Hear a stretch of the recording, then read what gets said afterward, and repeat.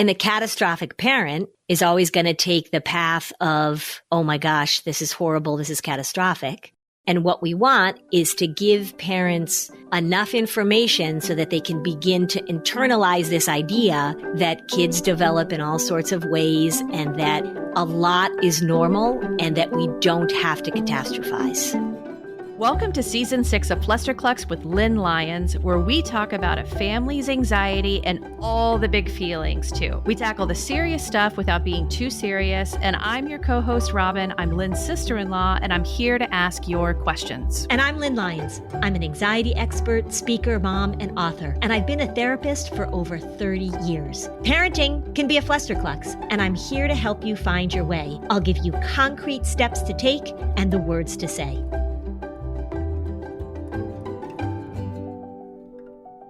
So, Robin, you know that every once in a while we have guests on the podcast, and you also know that we're super particular about who we invite on because we just don't want any run-of-the-mill folks jumping in and trying to be an expert. You are in for a treat today because I have become friends. I think we can say we're friends, right, Jessica? Would you say that we're friends? Absolutely. Okay. I've become friends with Jessica Hochman. She is a pediatrician in California.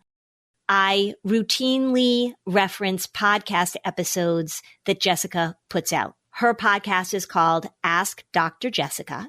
She has gotten amazing people on her podcast. And recently I was out in California where Jessica lives, and we met up. We went for a hike. It was so much fun. I don't think we had like a moment of awkward silence between us. We really think alike. We have such similar perspectives on kids and development and emotions. Jessica also has 3 adorable children. If I need a little boost, I look at her Instagram post because there's always a cute picture of her children, which are just wonderful things that she does with them. And she just got a dog recently, and her puppy is adorable too.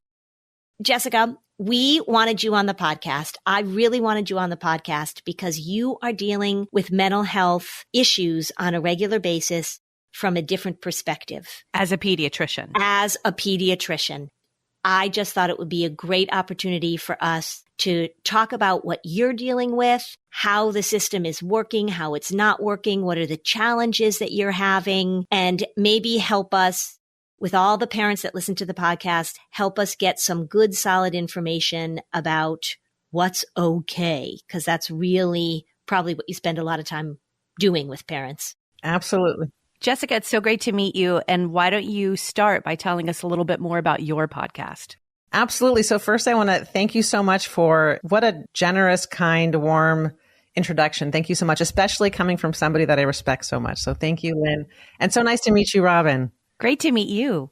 So my name is Jessica Hochman. I'm a pediatrician. Thank you so much for introducing my podcast. It's called Ask Dr. Jessica. And I think where I'm so aligned with your podcast is we both have a shared mission to talk about anxiety and help parents navigate challenges with children and hopefully offer them advice that can be reassuring and let them know that there's normal challenges in parenting, that if we can give them good direction, good advice, hopefully it'll make parenting and raising children a lot easier and a lot more enjoyable.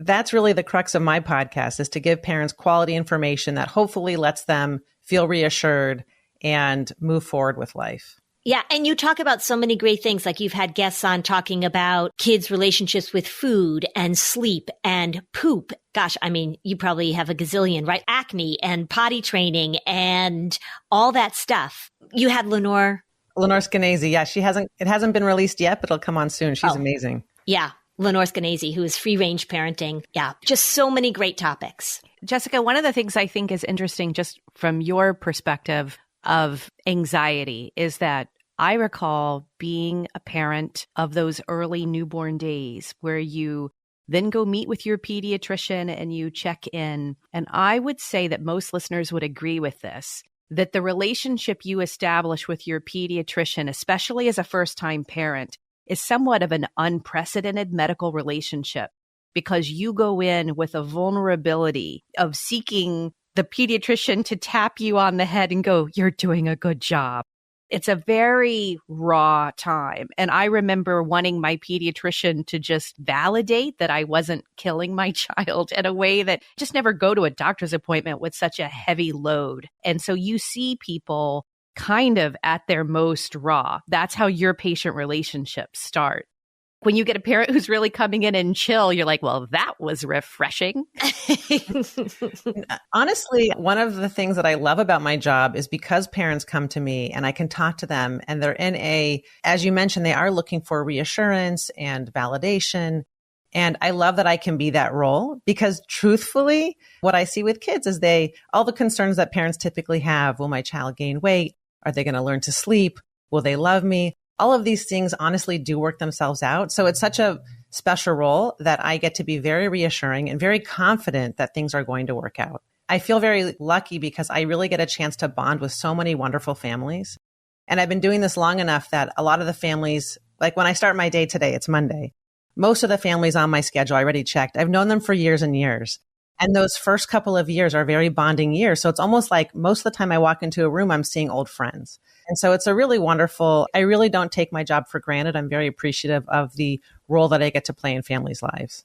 And also, you work with your dad. I do. Did you know that, Robin? She's in practice with her dad, who's also a pediatrician. Oh, I love that. Isn't that so cool? It is. I'm very lucky. I'm very fortunate. I really try never to take it for granted. My dad and I have been working together for almost 13 years.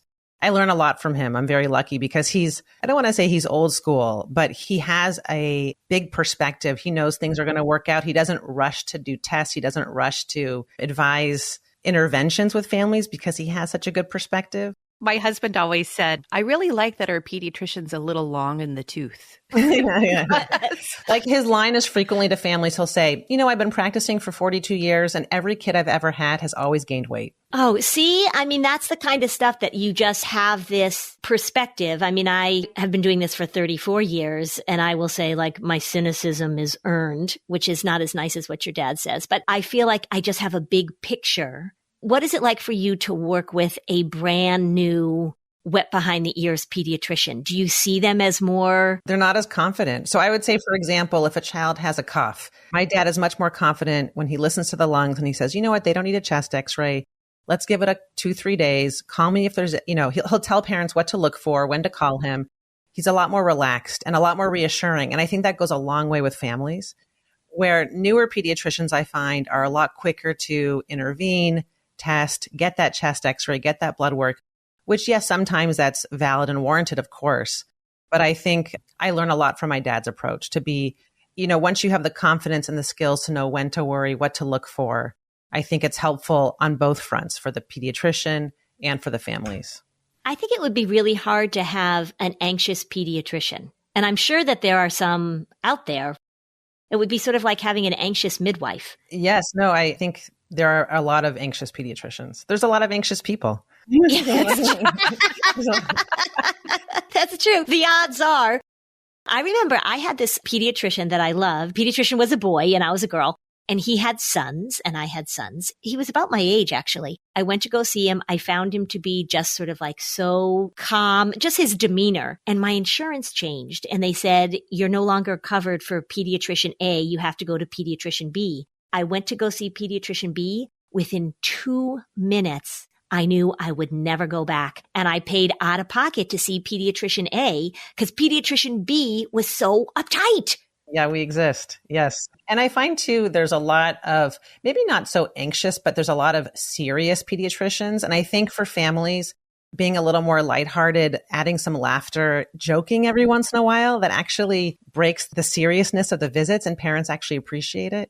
And I think that comes with experience, knowing that it's okay to be a little lighthearted and joke. I don't want to say joke, but yeah, but that's what I say all the time because anxiety hates a sense of humor. So my job is to be able to give people permission to inject that into what can be a pretty serious thing, right? Oh, I love that. What I also love, Jessica, is not only does your father have professional experience, but I love that he modeled for you how to enjoy your job more. Yes, no, absolutely. He's a role model in multiple ways. He always reminds me the value of follow-up. So we talk a lot about that. If a family is worried, it goes a long way to call a family and check in the next day. It goes a long way. That's the value of, I think, being a primary care physician as opposed to an urgent care doctor, an ER doctor, we can build that relationship and use that in our favor to check in on the family, make them feel better. So I've learned that a lot from him.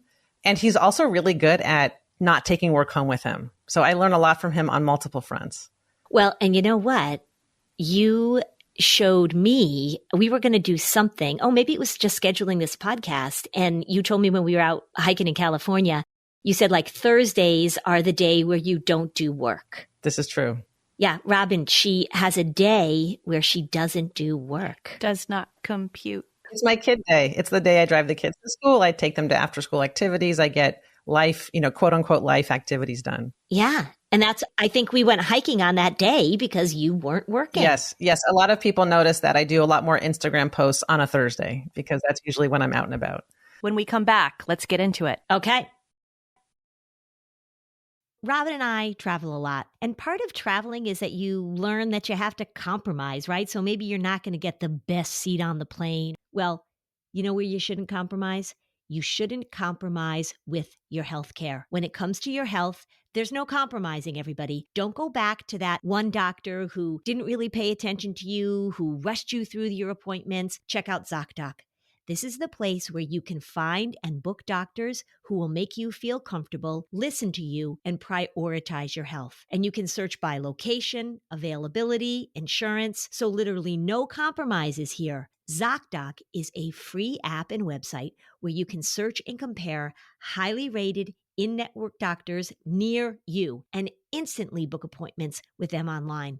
Once you find the doc you want, you can book them immediately. You don't have to wait. You don't have to be on hold with a receptionist. These doctors all have verified reviews from real patients. So the typical wait time to see a doctor booked on ZocDoc is just between 24 and 72 hours. That's it. You can even score same-day appointments. I have 2 young adult sons. They are always needing something, right? We've had broken elbows. We've had tonsils. We've had this. We've had that. If I were a young person, if I were a parent trying to help my young person find a doctor, this is what I would use. So go to ZocDoc.com/Fluster and download the ZocDoc app for free. Then find and book a top-rated doctor today. That's ZocDoc.com/Fluster. ZocDoc.com/Fluster. Lumen is the world's first handheld metabolic coach. It's a device that measures your metabolism through your breath. And on the app, it lets you know if you're burning fat or carbs and gives you tailored guidance to improve your nutrition, workouts, sleep, and even stress management. All you have to do is breathe into your Lumen first thing in the morning, and you'll know what's going on with your metabolism, whether you're burning mostly fats or carbs. And then Lumen gives you a personalized nutrition plan for that day based on your measurements. You can also breathe into it before and after workouts and meals so you know exactly what's going on in your body in real time. And Lumen will give you tips to keep you on top of your health game. And ladies, let's face it, a critical tool as you age towards menopause and go through it gracefully. It will adjust your recommendations to keep your metabolism healthy through hormonal shifts so you can keep up your energy and stave off cravings. The key to metabolic health is something called metabolic flexibility. And that's where Lumen really shines. It refers to your body's ability to efficiently switch between using different fuel sources like carbs and fats. And there are preferred times to use each, and how well you can switch places you on that metabolic flexibility spectrum. So after getting to know you through your breath, Lumen gives you metabolic flex scores that you can track and improve on. So if you want to go take the next step with me in improving your health, go to lumen.me and use Fluster to get $100 off your Lumen. That's LUMEN.ME and use Fluster at checkout for $100 off. Thanks, Lumen, for sponsoring this episode. Picture the thing that you've always wanted to learn, and now picture that you're learning it from the person who's literally the best in the world at it. It's fantastic, and that's what you get with Masterclass. I recently listened to Matthew Walker's talk on sleep and the importance of consistency with sleep. I loved Bobby Brown's Masterclass, gave me all these tips about putting on makeup because, I'm in front of a camera sometimes and I want to look good, and Bobby was such a big help. So this year, learn from the best to become your best with Masterclass. Don't just talk about improving.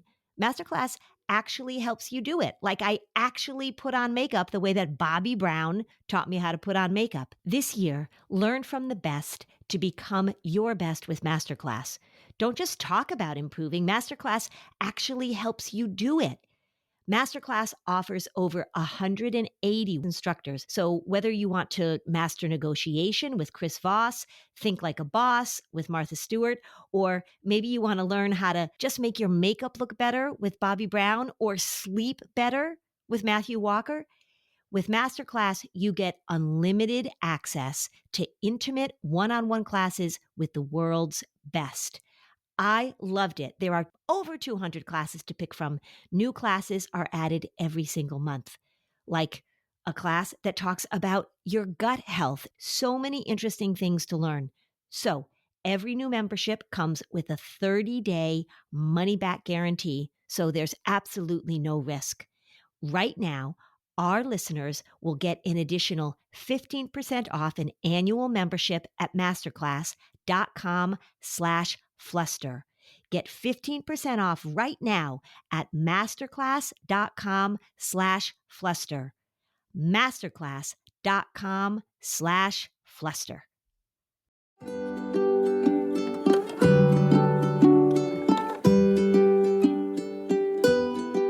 Okay, we're back.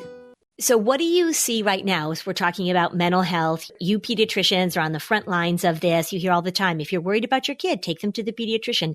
What are you seeing that's different in the last few years in terms of the challenges of being a pediatrician asked to take on this role? Such a great question. I think there are multiple things that come to mind.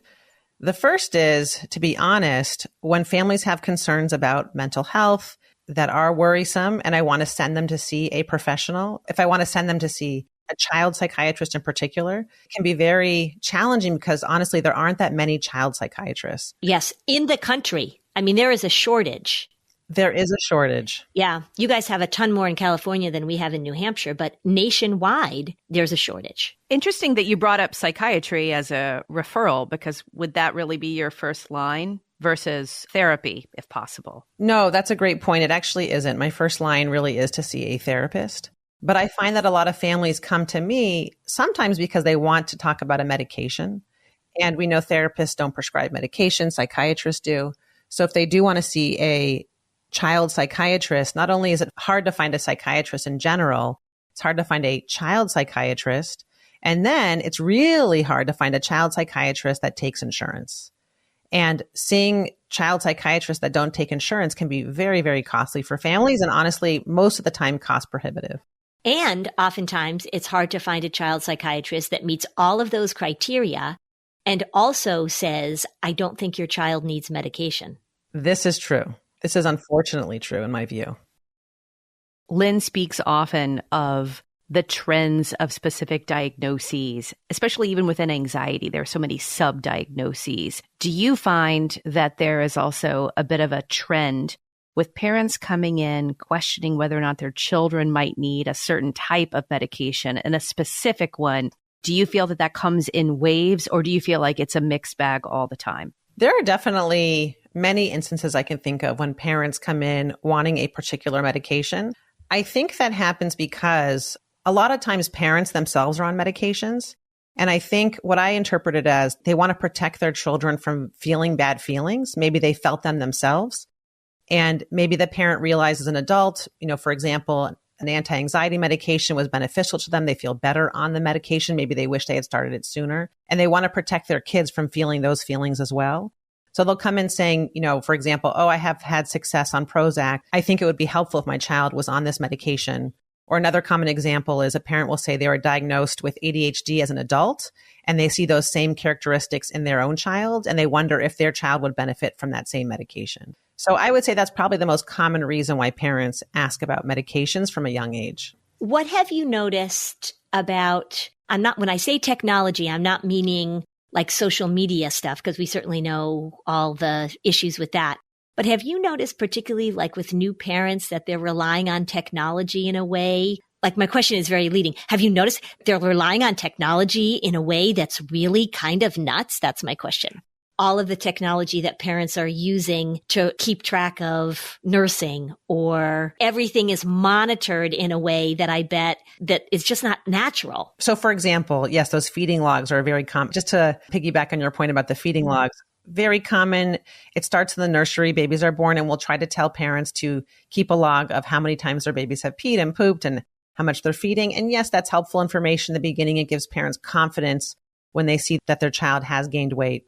But after a few days, after the baby's proven they can gain weight, maybe a couple weeks into being a baby, I really tell parents to put that away and to try to develop the confidence that their kids are doing well without a certainty device.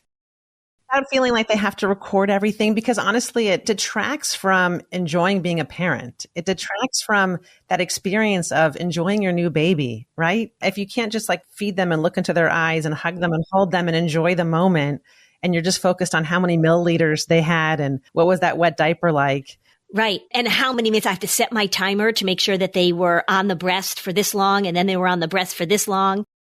It just sort of is this same idea that human connection really means a lot and devices get in the way of that. Yes. And there's such fancy apps now, Lynn. I know. I would probably lose my mind. I like a pen and paper myself. And now it's this, there's very fancy apps about exactly right how many minutes on each breast and what's the wet diaper like. And yeah, I think we've made things more complicated than they need to be. Absolutely. We talk about this all the time, that the desire for certainty as a parent starts in pregnancy. Certain parents might go above and beyond, purchase their own at-home Doppler and go from there. And then we can watch our babies with cameras. We can log everything. And we are setting up a pattern and wiring our brain that certainty is what's making us a good parent. And I love that you're doing your best in a very uphill battle like Lynn is to say, no, you don't really need that.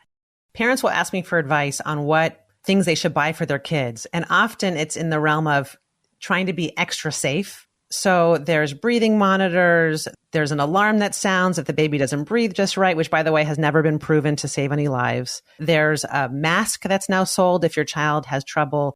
Just in the event that they're choking, you can buy an $80 life vac to put on your baby just in case, which, the reality is who's going to carry that with them everywhere. And it like sucks the grape out. That's what it's supposed to do. It can put pressure on the face. And there's this very scary video on Amazon that will make everybody want to buy this for the just in case moment. But my point is you can really spend tons of money just in the name of safety for your kids. It's endless. And my advice often to parents is, yes, you want to know how to be safe. Maybe it's helpful to take a CPR class and learn what to do just in case of an emergency. But other than that, save your money and spend it on a date night. Take your money and invest it in something, in an experience with your spouse, with your children, where you're actually enjoying life, rather than all of your money spent on safety. Yeah, because that's catastrophic thinking and that's catastrophic parenting. Yes. And then when we look at mental health outcomes, when we look at how kids do the best, it's things like warmth and connection and attention and time spent. And every time we add this layer of sort of, I have to know exactly what's going on. And we know that parents who talk about bad things convey anxiety to their kids. That's one of the fast tracks into anxiety is parents who are always using what I call safety chatter, like be careful, watch out, chew your grape 72 times, whatever it is that they come up with. Yeah. Although I think the research supports 69 chews is adequate. Yeah. I have to add to this. I was with a friend of mine who self-describes herself as an anxious parent and has a lot of anxiety around flying and driving and things like that, because now our kids are driving age. Yeah. But she told me about her son taking this class that taught him really extensive defensive driving skills, like to avoid crashes. And she said it was actually really fun to do. And she showed me the company name. And Lynn, are you ready? I'm ready. In Control Driving School. And I just laughed and I was like, you were sold on that title because it was playing right into your anxiety pattern of needing control, needing certainty. And so parents, whether or not you're pregnant or dealing with this, kind of step back a little bit and see you're a really easy target. And by the way, I'm certainly not perfect myself. It is really easy to go down the anxiety train. I remember with my first child, I was pregnant during residency and I was doing a NICU rotation when I was about 24 weeks pregnant. Oh my gosh. And in the NICU, you see all the small babies, a lot of babies that were born prematurely with issues. And it was psychologically really difficult for me, to be honest. I remember being 24 weeks pregnant, and here in the NICU, there were babies that were about 24 weeks, and they'd have issues with their brain or, terrible, really rare issues. But nevertheless, I was around it, so I couldn't help but think about it myself. And I remember talking to my dad, and he said, listen, if you let your worrying get the better of you now, parenting is a really long road, and that worrying will never stop. He's like, really try to assume the best, think the best, imagine the best outcomes, because otherwise, he goes, you'd be in college and I was still worrying about you. It's really easy to worry about your kids from the beginning all the way through into adulthood and even beyond adulthood if you let yourself. Yeah. I always say nobody has ever, when something bad does happen, right? I use this example a lot. You're really worried that you're going to get cancer. You go and get full body PET scans. You read everything you can. You're researching. And then if you get diagnosed with cancer, you don't go, oh my gosh, I'm so glad I worried for 10 years because this day is so easy now that I worried. And it's the same with our kids, right? Things happen. You do have to make a conscious decision to not let worry pull you down that path. I think that is so true. And it's so helpful to recognize that worrying doesn't really, I think a lot of people worry because they think it'll prepare them for the day. Right. It doesn't. It doesn't. I always respect that a physician, especially like you said, if you're a pregnant physician and you're a pediatrician or you're an OB, you do see the worst case scenarios. And so the mental discipline that it requires to really focus on the range of normal for yourself takes practice. From the time of that NICU rotation to now, you got exposed to that, but you recognized it and it got better and easier for you like it does the rest of us. Or the worst book ever. I tell about this all the time. I haven't thought about it in a while. Your Pregnancy Week by Week. Have you seen that one, Jessica? The thing that it would do is at the end of every chapter, it talked about the horrific thing that could happen to you during pregnancy or to your child. Oh, 14 weeks. Oh my gosh, your baby's the size of this and it's doing this. And then it's like breast cancer. It was just awful. It was awful. Oh my God, it was so terrible. I'm thinking about your question about the data, the obsessive fixation on collecting data. And I find that can be so stressful for parents too, because they think their baby's supposed to be having X amount of ounces every feed, every 3 hours, and they miss that mark. Or they're supposed to nap from this hour to this hour and they miss that mark. And all of a sudden they're thinking, my child's not going to grow and thrive and they're going to have brain problems because they're not sleeping right. It's a big picture in life, right? And if you do miss that nap or you don't feed as well, one feed, it's all going to be okay. Yeah, it is. That's the rigidity, right? That I talk about with anxiety is that the more rigid you are, the harder it is to be a parent, the harder it is to be a baby, the harder it is to be a teenager. Like things have to go as planned. It's really good to have a plan, sure, but then be flexible with the plan. I wonder, like you can hit those easy buttons and they'll say things. Robin gave me one and it says like, you're a badass, and you hit it and it says like, you're doing a great job, or you've got this, girlfriend. You probably want this button that you just like hit the button and say like, it's okay if your baby misses a nap, or it's okay if the poop was a weird color. You just must have these phrases that you say all the time to help with anxious parents. Everybody listening, if you think about your kids and you think about the issues you've worried about them, whether it be a cold or a fever or being a picky eater, we all know that if you give it some time, most of these issues will self-resolve. Yeah. I know you told me that your husband has this, I don't know if you'd call it a philosophy or a practice called slow medicine. And is that kind of what you're talking about? You look at the big picture and let things resolve? Yes, we talk about that all the time, that oftentimes in medicine, I think maybe it's cultural or maybe it is, I'm not sure where this stems from. I think probably cultural, but a lot of Americans we want a quick fix. We want an easy solution. And sometimes in medicine, the answer is not doing anything at all. Right. Sitting on your hands.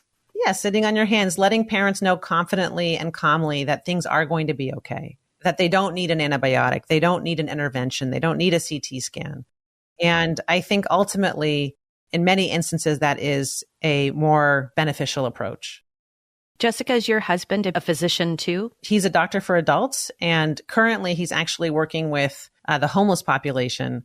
So he's a doctor for the homeless. I see him when he gives advice, a lot of the issues that he deals with his families don't always get better. So I can see it makes me feel extra fortunate as a pediatrician that I do see so many issues get better over time. He's a nicer person than me. I couldn't do what he does, to be honest, but Yeah, that is challenging.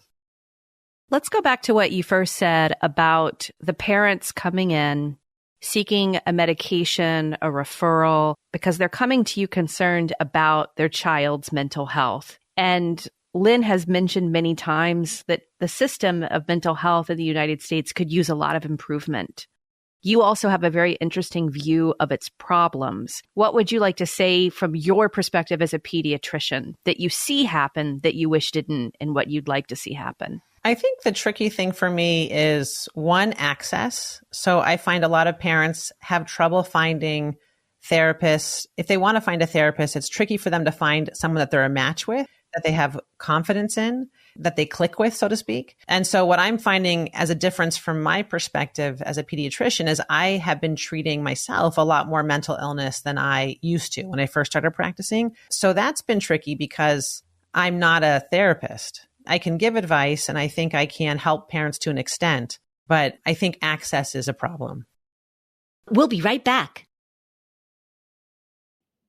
Feel like you're the martyr in your family? You're not alone. Hey, this is Joanne. And Bree. And we're from the No Guilt Mom podcast. Bree, we talk to a lot of moms. Yeah, we sure do. And if you're a mom who has a to-do list that is so massive that you get overwhelmed and you shut down, or if you've fallen into the habit of doing everything for everyone and don't know how to change it, we can help you become a no-guilt mom. we're going to take you from family martyr to family model. That's role model, so that you role model the behavior that you want to see out of your kids. You're going to go from being tired and overwhelmed to energized and guilt-free. Every week, you'll get actionable strategies that you can implement right away from the experts that we interview and from us. We also have a whole lot of fun, so check out the No Guilt Mom podcast everywhere you listen to your favorite shows. Are you overwhelmed by the things that get in the way of you doing what you want to do? Are you looking for ways to simplify life to better align with your values? Do you want to create space in your schedule so you have room for more of the good stuff? Play, joy, relationships, gratitude, and more? If you answered yes to any of these questions, I invite you to check out Edit Your Life, a podcast to help you edit the unnecessary from your life so you have more room to enjoy the awesome. Through episodes with me, Christine Coe, and a range of super smart, compassionate, and thoughtful guests, you'll come away with big picture insights and practical ways to declutter your home, schedule, and mental space without getting bogged down by perfection. I have always believed that small moments and actions matter tremendously. My goal is to help you find agency and space in your life through doable baby steps that will leave you feeling accomplished instead of overwhelmed. Check out Edit Your Life wherever you enjoy your podcasts.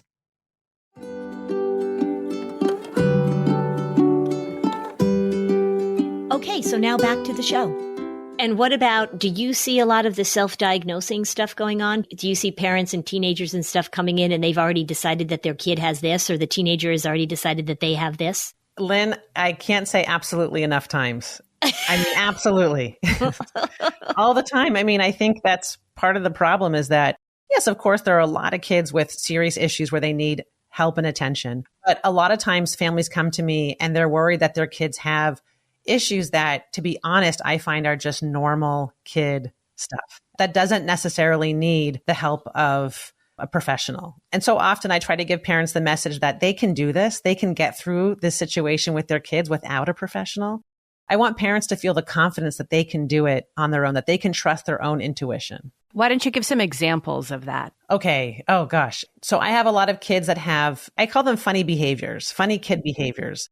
A lot of kids are particular about the clothes that they wear. A lot of kids, they'll nail bite or they'll pull their hair or they'll scratch their scabs. And parents Google it and they're convinced that their child has sensory processing disorder or they're convinced that their child has OCD. Oftentimes I'll tell parents, why don't we just, strategize with them on how to help lessen those behaviors, maybe offer some tips like distraction or a reward if they don't do the behavior. Don't make them wear a wool sweater if they don't want to. Yeah, absolutely. It's okay to cut the tags.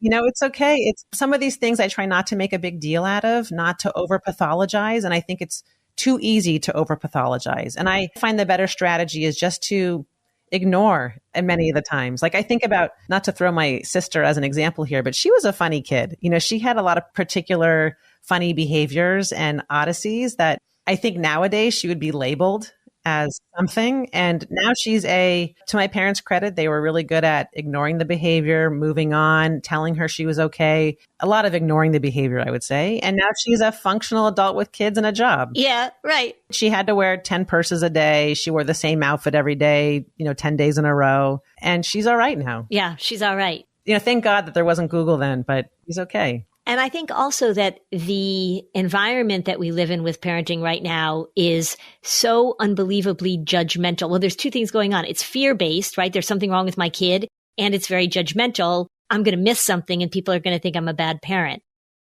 It's very much socially rewarded to feel like, well, I'm getting the assessment and I'm paying attention and I'm doing this and I'm doing that, because we're so afraid that we're going to screw up and then people are going to say like, well, you should have done something earlier. Yeah. Yeah, that's probably true. And I also think there's a reward in the sense that you can get services paid for. You can get services if your child has a diagnosis. So there's also this odd incentive to come up with a valid label for your child as well. Yeah, I see that in schools all the time. You do? Yeah, because parents want to get services. And so they need to go through the evaluation process to get an IEP I see that a lot. I also think the media doesn't help. There's a lot of clickbait out there, a lot of conversations, and there's a lot of attention to the rates of autism increasing, for example. And so it's only natural, I think, for parents to worry about their kids. So, for example, last week I had a mom come in, her child was flapping their arms, which is normal in and of itself. Everything else about the kid was normal, makes eye contact, smiles, hugs, kisses, makes friends. And so the parent naturally comes in worried because they associate that behavior with autism spectrum disorder. And so again, I get to play the role of being reassuring after asking questions. It's sort of you and I are in the same role that we're very often managing the parents more than we're managing the kids. Yes. And I think that's such a good point because, most of the time when parents come in and they're seeking therapy or guidance, I think oftentimes where the real benefit would come would be for the parents themselves to see a therapist. Yes, Jessica, that's exactly my point. Yeah, I say all the time that I don't think your kid needs therapy right now, but I think it would be really helpful if I just saw you so that I can give you, and even with kids that do have significantly diagnosable anxiety disorders or OCD, given the choice, forced to make a choice, I'm going to see the parents instead of the kids because they need the information. When you have an interaction with a little child and a parent in your office, the parent is hanging on your every word. The 4-year-old isn't. The 4-year-old isn't like, oh, I've got to listen to what Dr. Hochman says about my bowel habits. No, but the parent is hanging on your every word, right? It's so true. Actually, kids look bored a lot. Yeah. Because I know the visit's for them, so I try to talk to them. But yeah, absolutely, you're correct. For a lot of parents, what I hope is that they trust themselves more. What I try to impart to parents is that when they're nervous that their kids are having feelings, for example, I try to convey that those feelings are okay. And we all go through feelings, right? Like teenage angst is a very common example. It's hard for parents to watch their teenagers so uncomfortable, so socially anxious. There's even a research term for that in the extreme, right? If we want to just pathologize things and give it. But I tell parents about this term because it's kind of funny. It's called parental experiential avoidance. And that's an inability to tolerate your distress and your children's distress. And so you are so uncomfortable when your child is uncomfortable that you go to great lengths to try and make everything okay. And I work a lot on allowing your kid to be uncomfortable, of course. Yeah. I love that term. What I try to think about is if you shield your child from every bad feeling from those bad experiences, you don't give them an opportunity to grow. I think in life, everybody has to go through some struggle to get through other struggles that will inevitably come your way in life. So you don't do them any favors if you protect them from all bad experiences, all bad feelings that come their way. Esther Perel talks about play in kids as an apprenticeship to relationships as an adult and feelings being disappointed. What happens if you strike out at Little League and you feel disappointed? that's really good practice for if you apply to a job that you really want to get and you don't get it, or you get rejected from the college you wanted to go to, or your friend says that they don't want to be friends anymore. Letting kids practice over and over and over. For one, it's just going to happen anyway. If you don't let your kids learn how to wake themselves up in the morning, they're not going to learn that skill when they're 21 if they've never done it their entire life. You got to let them practice. I know that's so true. I'm so glad you said that, because my 8-year-old keeps asking me to wake her, and I tell her it's time that she wakes herself up. I got her an alarm. Yeah. It's time for her to do it all by herself. I'm not going to do it anymore. See, that doesn't surprise me one little bit, Jessica Hochman. That doesn't surprise me at all. Every parent who's listening to the two of you right now is probably having the same idea that I'm having. Just imagine how amazing our healthcare system would be if you are a new parent and you come in and it is a joint consultation so that Lynn can help identify the worry pattern, and you are there to provide the medicine and the backup too, so that we're acknowledging what is the mental, and then we're focused on getting the medicine that we really help when it goes outside of the range of normal. How incredible would that be if we were treating the parent as the early patient, treating the parent as someone going on a journey that is either going to really amplify the anxious patterns they already have, because it typically does. It would be great to be able to have both of you at the same meeting. Maybe we'll do that. Maybe Jessica will be like, I'm sick of my dad. And she'll come and she'll be like, I like my dad, but he's kind of bossy. No, he's not. I don't think that's going to happen. I don't think so either. It would be nice, though. It would be nice if I could refer all of my anxious moms to go to Jessica as a pediatrician. I had one pediatrician that a lot of people go to, and he would say, I am going to take every one of your concerns very seriously. And this was a mom who was so anxious about every possible physical thing that could go wrong. It was just not the thing to say to this mom. She needed to hear that things were normal, not that things were an emergency. Yeah, it can go off the rails for sure. I'm sure a lot of our listeners are really wishing that you were their family's pediatrician now, because I wish you were our pediatrician too. That's so nice. When people have the opportunity of listening to your podcast, what are some of the episodes that you think they should start with? Well, I have 3 episodes with Lynn Lyons on my podcast, without a doubt. Okay, they've already heard those. They've probably already heard those. The one you did, and I have talked about, the one where you had the obesity expert on, the woman who deals with childhood obesity, and she was talking about how to create a positive relationship with food with your kids. I thought that was so helpful. And you had another one, I jokingly said the poop person, but that one talking about constipation. I remember I was out taking a walk and I was like, this is such good information. I've been doing this long enough where I know the questions that parents typically ask. So I'll try to ask those questions to experts. So if there are parents out there worrying about various stages throughout their journey as a parent, there's probably something for somebody. So anywhere from infancy issues, sleep training, breastfeeding, being pregnant. I have a lot of tantrums, a lot on anxiety, a lot of specific medical issues I have on the podcast. So it's really a passion project of mine, with honestly the goal to help parents get good information so that they can enjoy their children. So that's Ask Dr. Jessica. Ask Dr. Jessica. And I genuinely mean it. The best episodes, go find the episodes with Lynn.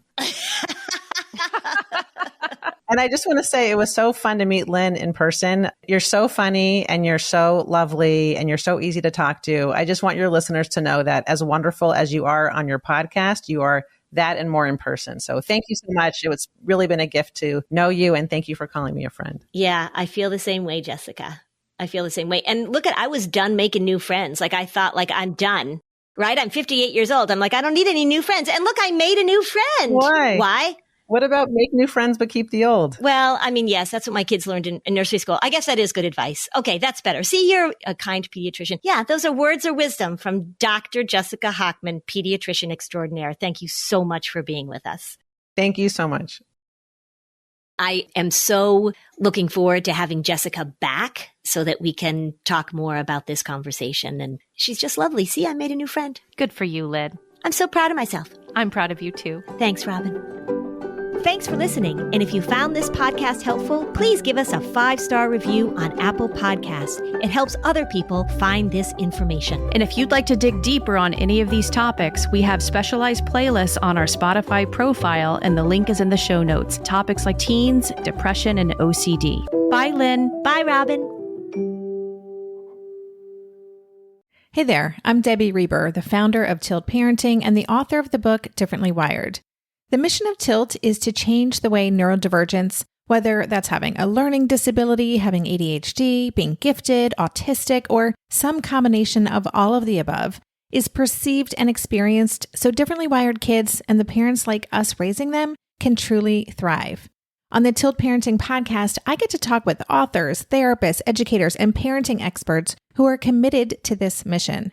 I ask the questions my listeners are most curious about when it comes to supporting our kids.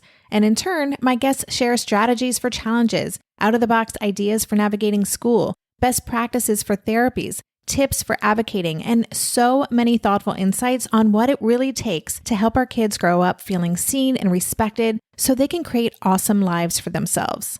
I know that raising a differently wired kid can feel overwhelming and isolating, but I promise you, you are not alone, and it can feel so much better. If you're on this parenting journey, come listen to Tilt Parenting. Together, we can shift this paradigm and show up for our exceptional kids with hope, possibility, and joy.